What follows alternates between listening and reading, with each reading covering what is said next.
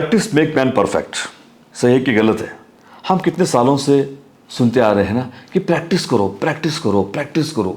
अरे यार, लेकिन प्रैक्टिस किस चीज़ की करें? अगर प्रैक्टिस में डायरेक्शन नहीं है, प्रैक्टिस में गोल नहीं है, प्रैक्टिस में इंटेंशन क्लियर नहीं है, तो कैसे करेंगे प्रैक्टिस? तो मैं हमेशा कहता हूँ, perfect practice make man perfect person. जो भी आप काम कर रहे हो, जो भी काम कर रहे हो, चाहे होम्योपैथी का कर रहे हो, चाहे कोई भी आपका करियर हो, कुछ भी हो, लेकिन प्रैक्टिस परफेक्ट चाहिए। और प्रैक्टिस अगर गलत हो गई तो हम सही नहीं जा सकते, है ना। नमस्कार दोस्तों, मैं doctor BS Bhosale, MD homeopath, director of Asha homeopathy. जैसे कि आपको पता है कि पिछले 1.5-2 महीने से हम एक केस टेकिंग के प्रोसेस को सिखा रहा हूँ मैं, कि केस टेकिंग कैसी लेनी है, केस टेकिंग में माइंड को कितना इंपॉर्टेंस देना है, माइंड के सिम्टम्स कैसे निकालने हैं उस पेशेंट के, और डिजीज़ की तरफ कैसे जाना है और उसको ट्रीट भी कैसे करना है। ये पूरी सिखाने की मेरी कोशिश चल रही है। बहुत बेसिक है लेकिन बहुत इंपॉर्टेंट है। जब हमारे पास पेशेंट आता है तो हमें क्या करना है।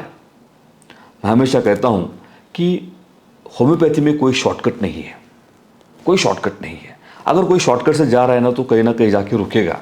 इसलिए मैं हमेशा कहता हूँ कि we follow the 7 steps to reach simillimum. अब जैसे मैंने कहा कि बहुत सारे शेड्स बताए मैंने, इस बार जब पेशेंट बीमार होता है ना, चाहे पेशेंट को अस्थमा हो, चाहे डायबिटीज़ हो, चाहे ब्लड प्रेशर हो, चाहे कैंसर हो, चाहे मेंटल डिप्रेशन हो, उस स्टेट में, हाँ क्या बोल रहा हूँ मैं, उस स्टेट में वो पेशेंट क्या कर रहा है।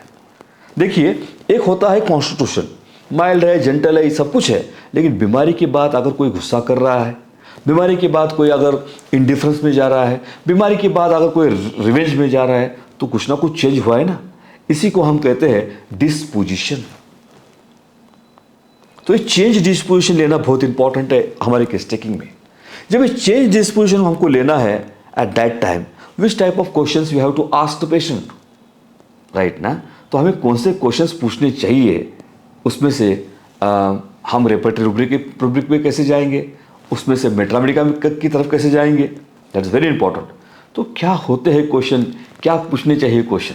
तो दोस्तों, पहला क्वेश्चन ये चाहिए कि their nature with the people around them.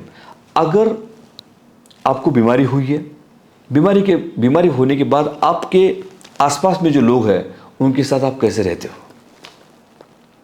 Answer कुछ ना कुछ निकल के आएगा, है ना।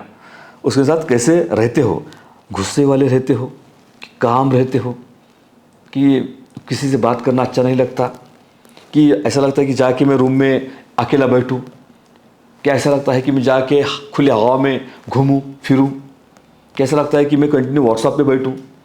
कुछ ना कुछ लगता होगा ना, कुछ ना कुछ लगता होगा, उसको पकड़ लो, क्योंकि उसकी चेंज डिस्पोजिशन है।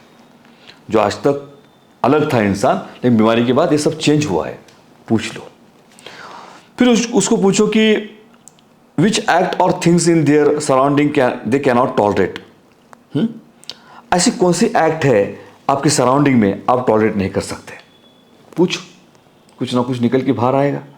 कोई बोलेगा कि मेरे को लाइट अच्छा नहीं लगता, कोई बोलेगा कि मेरे को नॉइस अच्छा नहीं लगता, कोई बोलेगा कि मेरे को स्मेल अच्छा नहीं लगता, कोई बोलेगा कि मुझे जो इन लोग आते हैं ना आसपास वो नहीं अच्छे लगते।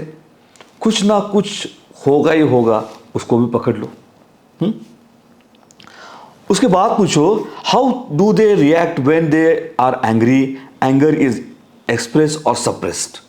अगर आप बीमार पड़े हो, आप लेटे हो और कोई ना कोई आता है, कुछ ना कुछ होता है, तो उसके बाद आपको गुस्सा आता है कि नहीं आता। देखो, कुछ ना कुछ रिएक्शन होती है। अगर गुस्सा आता है तो गुस्सा आप एक्सप्रेस करते हो कि आप सप्रेस करते हो उस गुस्से को, ये भी पूछो। उसमें से भी कुछ ना कुछ बाहर निकल के आएगा और आप हमारा डायरेक्शन परफेक्ट होता जाएगा। और पूछो कि गुस्सा आता है या किसी ने आपको हर्ट किया है या किसी ने आपको डिसअपॉइंट किया है, तो उस इंसान को आप फॉरगिव करते हो कि नहीं करते, फॉरगेट करते हो कि नहीं करते। ये सब क्वेश्चन पूछो जब पेशेंट बीमार होता है ना। ये हुई अपनी क्वेश्चंस की लिस्ट, राइट। इस क्वेश्चंस में जैसे मैं हमेशा कहता हूँ कि how to convert the patient language into the rubrical language, that is very important. ऐसा नहीं कि पेशेंट की लैंग्वेज मिली है तो हमें ऐसा कैसा ड्रग मिलेगा, उसको फिल्टर करना पड़ेगा, उसको अंडरस्टैंड करना पड़ेगा, उसको प्रॉपर, समझ गए ना, समझ गए, हाँ राइट, वही बोलना था मेरे को कि प्रॉपर अंडरस्टैंड करना पड़ेगा। तो रेपर्टरी में क्या क्या रूब्रिक है जो हम कह सकते हैं कि अब पेशेंट की डिस्पोजिशनल नेचर हमको पता चलता है। देखो एंग्री है कि नहीं है, वो माइल्ड है कि जेंटल है कि एल्डिंग है, ये भी देखो। विपिंग हो रहा है क्या, बहुत सारे लोग एक्यूट कंडीशन में या प्रेजेंट डिस्पोजिशन में विपिंग टेंडेंसी बढ़ती है, तो ऐसा ड्रग चाहिए हमें जो विपिंग की तरफ लेके जाता है। नॉटी है, हॉटी है, टिमिड है, सार्केस्टिक है। मैंने बहुत सारे ऐसे पेशेंट्स देखे हैं, अच्छे होते हैं लेकिन उनके एक्यूट एपिसोड में ना सार्केस्टिक रिमार्क आते हैं। सार्केस्टिक क्या होता है? What is sarcastic? मराठी में कहते हैं टोमना मारने, है ना, टोमना मारने। ये जो लोग होते हैं ना ग्राफाइटिस के, कार्बन्स के, लाइकेसिस के, बहुत अच्छी तरह से आपको सार्केस्टिक रिमार्क देते हैं। ये भी देखना, मेट्रामेडिका में बाद में पढ़ाऊंगा, अभी हम लोग उसमें एंटर नहीं करेंगे। देखो कि अप्रहेंशन है क्या, फेयरफुल है क्या। एक्चुअली बहुत सारे लोग जब बीमार पड़ते हैं तो एकदम टॉकेटिव होते हैं, लोक्वेसिटी है क्या, वो भी देखो। जैसे पायरोजिनम है ना, लाइकेसिस है। ये जो ड्रग होते हैं कि जैसे अर्जेंटोनाइट्रिकम है, ये जो ड्रग है ना, जैसे एक्यूट में जाते हैं, जैसे डिस्पोजिशन चेंज होता है, ये बोलने लगते हैं, अरे आज तक नहीं बोलता था, अभी क्यों बोल रहा है? डिस्पोजिशन चेंज हो गई बॉस, उसकी डिस्पोजिशन चेंज हो गई है, उसको पकड़ लो।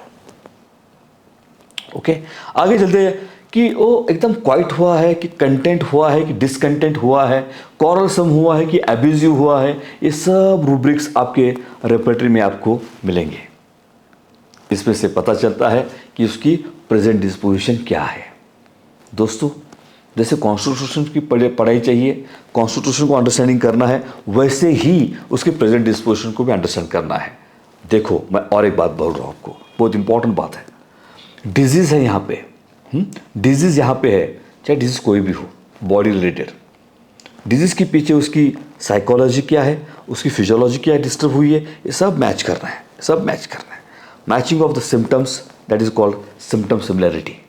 दोस्तों, ऐसे वीडियो आते रहेंगे हर हफ्ते, आप देखते रहना।